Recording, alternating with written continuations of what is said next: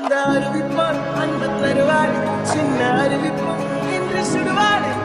தும்பிடி தும்பிடி ஆயுசு நூறாக என்னுயிர் உன்னோட பந்திர சொத்தாக பார்வை உன்னோடு உன் பொம்மை கண்ணோடு பேசாமல் உன்னோடு நான்